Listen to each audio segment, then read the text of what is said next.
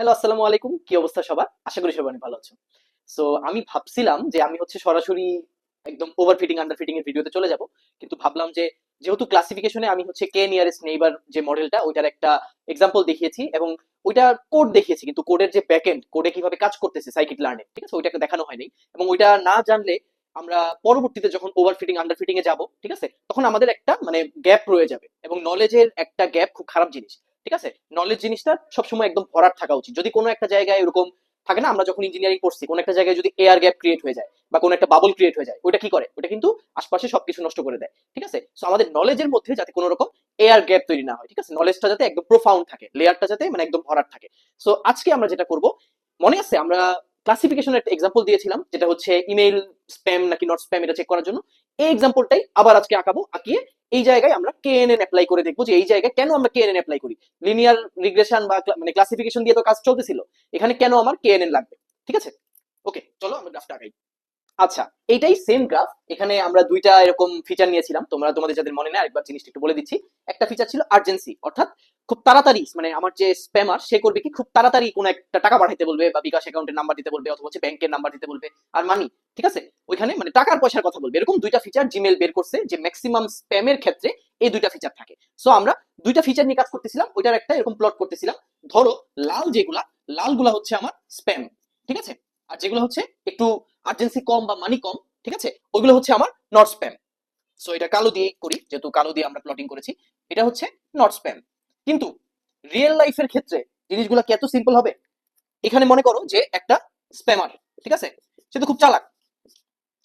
সে এই যদি আমরা এরকম একটা বাউন্ডারি লাইন ড্র করলাম, এটার উপরে হচ্ছে স্প্যাম, নিচে হচ্ছে নট স্প্যাম, সে যদি এটা জেনে যায়, সে করবে কি খুব ভেজাইলা করে স্প্যাম ক্রিয়েট করবে।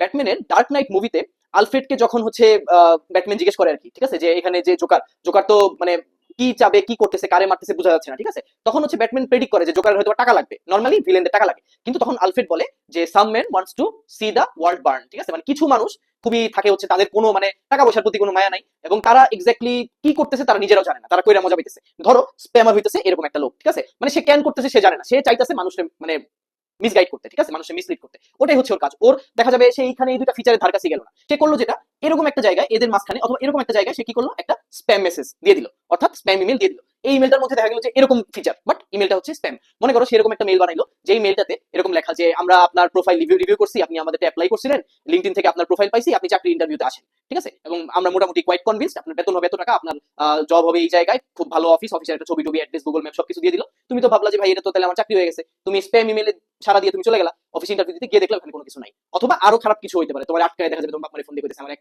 কোটি টাকা দেন, ছেলে মেরে ফেলো। এই টাইপের জিনিস কোন সিনারিও হইতে পারে যদি স্প্যামার ওই ধরনের ইন্টেনশন থাকে। সো এই যে একটা এরকম একটা বাউন্ডারি লাইন ড্র করলাম, এটা কি কোনো ফিজিবল সলিউশন জিমেইলের জন্য? মনে করো তুমি হচ্ছে জিমেইল কোম্পানির মেশিন লার্নিং ইঞ্জিনিয়ার, তুমি জাস্ট একটা বাউন্ডারি লাইন ড্র করে কি তুমি এটা সলভ করতে পারবা? কখনোই না। এখন তুমি বলতে পারো যে ভাই তাহলে আমি কি করবো, বাউন্ডারি লাইনটা ঘুরায় পেঁচায় কন্টুর বানায় আমি ড্র করবো, ঠিক আছে, মনে করো তুমি বাউন্ডারি লাইনটা ড্র করার চিন্তা করতেছো এইভাবে, এখানে খুঁজে পাইলা যে আরো কিছু স্প্যাম আছে এইসব জায়গায়, ঠিক আছে, এবং তুমি এই জায়গাও কিছু রিয়েল নট স্প্যাম ডেটা আছে, নট স্প্যাম ইমেল আছে, ঠিক আছে। সো তুমি চিন্তা করলা যে আমি হচ্ছে ভাই এখন বাউন্ডারি লাইন ড্র করবো, বাউন্ডারি লাইনটা এইভাবে ড্র করবো, ঠিক আছে, এইরকম করে একটা বাউন্ডারি লাইন আমি ড্র করবো, এই জায়গায় সবগুলা স্প্যাম এবং এইভাবে আমি এইভাবে আলাদা করে দিব, ঠিক আছে। যাই হোক, এরকম করে আমি সবগুলো স্প্যাম রে আমি আলাদা করে দিব। কিন্তু এই যে ঘুরায় পেঁচায় তুমি যে কন্টুর আঁকাইলা, ঠিক আছে, এইটা কি কোনো বাউন্ডারি লাইন হইলো? এবং এই জিনিসটা যে তুমি করলা এইটাই হইতেছে ওভার ফিটিং করে ফেলছো, ঠিক আছে, এইটাই হচ্ছে ওভার ফিটিং। অর্থাৎ তুমি ট্রেনিং এর সময় এমন ভাবে ডাটাটাকে ট্রেন করলা যেটা মানে একদম এটার ভ্যালু এইটা হইলেই তখন স্প্যাম, এটা না হইলে স্প্যাম না, এরকম হয়ে গেল। কিন্তু রিয়েল লাইফে তোমাকে যে ডেটাগুলো দেওয়া হবে টেস্টিং এর জন্য, তুমি কখনো জানো যে স্প্যামার যে নেক্সট ইমেলটা বানাবে ও এর মধ্যে কি মশলা মিশাবে, ঠিক আছে, বা কেমনে বিরিয়ানি বানাবে তুমি জানো? কোনো কিছু তোমার আইডিয়া আছে? তো তুমি এভাবে যদি ডাটা ওভারফিট করে দাও, ঠিক আছে, তুমি যদি মডেলকে ওভারফিট করে দাও ট্রেনিং এর সময়, তাইলে বুঝতেছো যে কি অবস্থাটা হবে। এটা টেস্টিং এ গিয়ে সে শিওর কট খাবে, ঠিক আছে, তার মানে মডেলটা ভালো মতো কাজ করবে না। মনে করো এখানে একটা রিয়েল লাইফ এক্সাম্পল দিই। মুস্তাফিজ হচ্ছে কাটার কাটার মাস্টার আমাদের, ঠিক আছে। এখন কোচ কি করলো, নেটে ট্রেনিং করার সময় সবসময় বললো কাটার মারো, কাটার মারো, ঠিক আছে, কাটার মারতেছে বামাতে বল করে কাটার মারতেছে। তারে কাটার ছাড়া আর অন্য কোনো ভ্যারিয়েশনই ট্রাই করাইলো না, প্র্যাকটিসই করাইলো না, বললো না তোমার স্লোয়ার মারা লাগবে না, তোমার সিম মারা লাগবে না, ঠিক আছে, তুমি খালি কাটার মারবা। মনে করো তাদের টিমে বিসিবিতে কোনো একজন অন্য টিমের অন্য একটা দেশের লোক আছে, সে করলো কি অপোনেন্টকে জানাই দিল, ফর এক্সাম্পল ইন্ডিয়াকে বলে দিল যে পরের ম্যাচে মোস্তাফিজ খালি কাটার মারবে, ঠিক আছে, আর কোনো বলই পারবে না, সে মানে পারবে না, ওরে খালি কাটার প্র্যাকটিস করানো হয়েছে। তখন ইন্ডিয়া করবে কি, ইন্ডিয়ার ব্যাটসম্যানরা সুন্দর করে খালি ব্যাকফুটে আসবে, আইসা একবার উপর দিয়ে মারবে, ঠিক আছে, আরেকবার আপার কাট মারবে, করবে কি কাটার খেলার নিয়মই হচ্ছে ব্যাকফুটে আসা, ব্যাকফুটে এসে সে জাস্ট মারবে। আমি যেটা করলাম, আমি ওই যে হিজিবিজি করে যে আমি এরকম করে বাউন্ডারি আঁকাইছিলাম কন্ট্রোল লাইনের মতো, ঠিক আছে, ওইটা আমি মুছে দিলাম কারণ ওইভাবে আমার সম্ভব না। এখন আমি যেটা করবো, আমার যেহেতু ওইরকম ভাবে আমার ক্লাসিফিকেশন মানে একদম লিনিয়ার বাউন্ডারি লাইন ড্র করে যে ক্লাসিফিকেশন ওটা কাজ করতেছে না, এখন আমার যেটা করা লাগবে, আমার কেএনএন অ্যাপ্লাই করতে হবে। সো কেএনএন অ্যালগরিদম যেটা, এটা হচ্ছে একদম সিম্পল, এটা হচ্ছে কে নিয়ারেস্ট নেইবার অ্যালগরিদম, ঠিক আছে। এখন আমরা কি করব, এই যে মনে করো এরকম একটা মেইল, ঠিক আছে, আমরা বুঝতেছি না এই মেইলটা কি স্প্যাম নাকি নট স্প্যাম। এখন আমি যে কাজ করব, সুন্দর করে বৃত্ত আঁকাবো এবং তার আগে আমরা যেটা করব, কে এর একটা ভ্যালু ধরে নিব। এখানে কে কথাটা আছে, তার মানে কে এর আমরা একটা ভ্যালু ধরে নিব এবং বৃত্ত আঁকাবো। বৃত্তর মধ্যে, ঠিক আছে, অথবা বৃত্তর রেডিয়াসের মধ্যে প্রথম যে কে সংখ্যক আমি যে স্প্যাম বা নট স্প্যাম ইমেল পাবো, ঠিক আছে, তার মধ্যে যেটা সংখ্যা হাইস্ট থাকবে, ঠিক আছে, ওইটাই হচ্ছে সেই ক্যাটাগরির মেইল।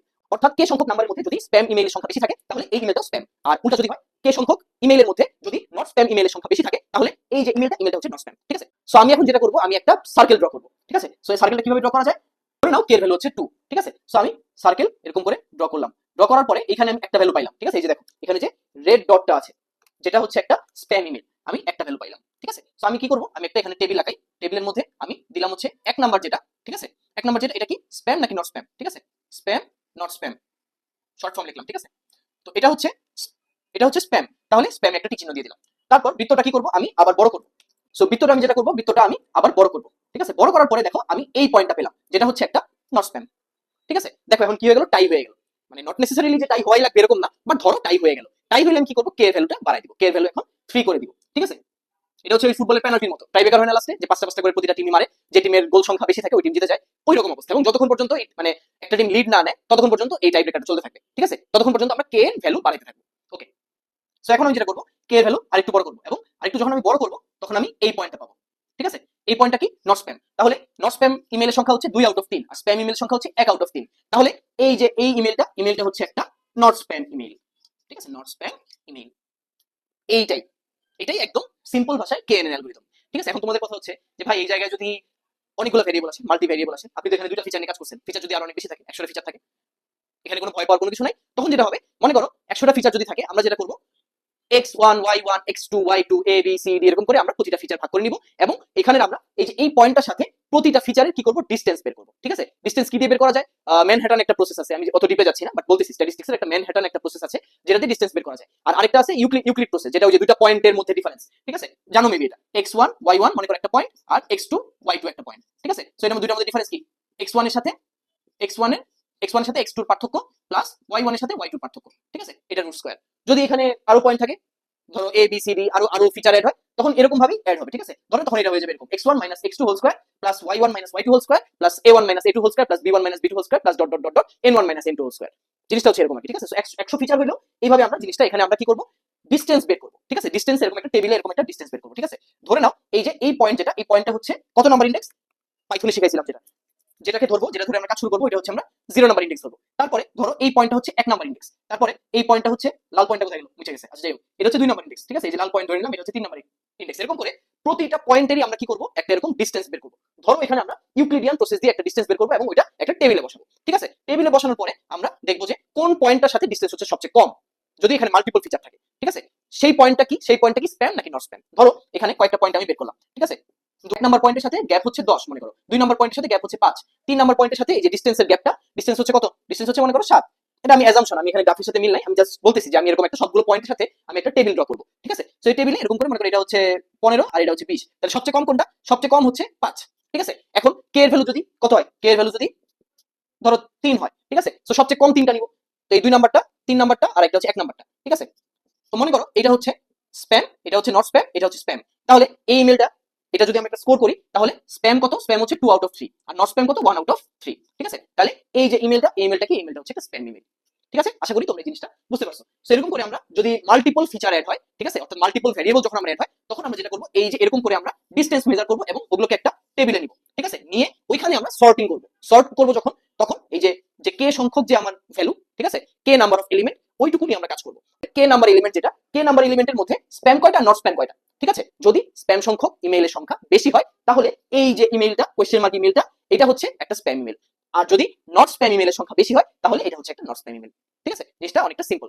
এখন আসি হচ্ছে কেন আমরা কেএনএন ইউজ করব, ঠিক আছে। ইউজ করব কারণ এই জিনিসটা হচ্ছে সিম্পল। কি করতেছি আমরা, বৃত্ত বড় করতেছি আর কে এর ভ্যালু আপডেট করতেছি, ঠিক আছে। ধরো তুমি একটা টিমে কাজ করতেছো, তোমার টিমের মানুষ ওইখানে বিবি এর পোলাপান আছে যারা হচ্ছে কোডিং এর এত কিছু বুঝে না, ঠিক আছে, আবার ধরো অ্যাকাউন্টিং এর পোলাপান আছে, আবার ধরো মানে হার্ডওয়্যার লাইনের পোলাপান আছে, বাট এই জিনিসটা তুমি তাদেরকে খুব সুন্দর করে এক্সপ্লেইন করতে পারবা, ঠিক আছে, যে জিনিসটা অনেক সিম্পল। কিন্তু লিনিয়ার রিগ্রেশনের ক্ষেত্রে কিন্তু এতটা সুন্দর করে তুমি এক্সপ্লেইন করতে পারবে না, কারণ ওই জায়গায় একটা মানে গ্রাফিক্যাল একটা ব্যাপার স্যাপার আছে, বা আরো যেগুলো অ্যালগরিদম আছে, র্যান্ডম ফরেস্ট অথবা হচ্ছে নেইভ বায়াস অ্যালগরিদম, ঠিক আছে, সাপোর্ট ভেক্টর মেশিন, এই ধরনের অনেকগুলো সুপারভাইজড অ্যালগরিদম আছে যেগুলো তাদেরকে এতটা সহজে তুমি এক্সপ্লেইন করতে পারবে না। সো এই দিক দিয়ে এটা হচ্ছে সহজ, এটা একটু ইজি, ঠিক আছে।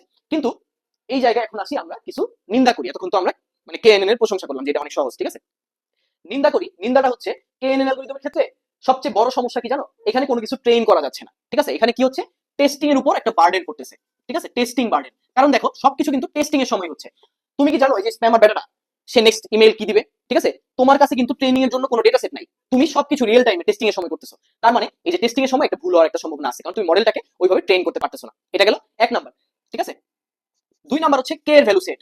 তুমি কি ধরো কে এর ভ্যালু 500 তে গিয়ে মানে একদম অপটিমাম একটা ভ্যালু হয়, ঠিক আছে। এখন তুমি কি 2 থেকে শুরু করে 3 4 5 6 7 8 করে 500 পর্যন্ত যাবা, তাইলে তো তোমার দেখা যায় অনেক টাইম লেগে যাবে এই মডেলটা করতে, ঠিক আছে। ধরো এখানে 100 ভেরিয়েবল আছে, ঠিক আছে, তাহলে এই ক্যালকুলেশনটাও তো অনেক কমপ্লেক্স হয়ে যাবে, ঠিক আছে। সো এইভাবে কে এর ভ্যালু বের করাটা অনেক কঠিন, টেস্টিং এর জন্য একটা বার্ডেন পড়ে, আর ওভারঅল আমার যে কমপ্লেক্সিটি এটা অনেক বেড়ে যায় মাল্টিপল ভেরিয়েবলের ক্ষেত্রে, ঠিক আছে। সো প্রোজ এন্ড কনসটা কিন্তু আমরা বুঝতে পারছি। এরপরের ভিডিওতে আমরা যেটা করবো, এই যে ওভারফিটিং পার্টটাতে আমরা চলে যাবো, ঠিক আছে, ওভারফিটিং এবং আন্ডারফিটিং, এবং এই জিনিসটা কিভাবে মডেল সলভ করতে পারে, ঠিক আছে, কিভাবে মডেলটা ওভারফিটিং হবে না আন্ডারফিটিং হবে না, মাঝামাঝি থাকবে, এবং মডেলটা পারফেক্টলি কাজ করবে, পারফেক্টলি প্রেডিকশন দিবে, পারফেক্টলি আমার ক্লাসিফিকেশন করবে, ঠিক আছে। ওই জিনিসটা আমরা নেক্সট ভিডিওতে দেখবো উইথ কোড। আশা করি এই ভিডিওতে এখন পর্যন্ত যেগুলো জিনিস দেখাইছি তোমরা এটা বুঝতে পারছো। See you in the next video.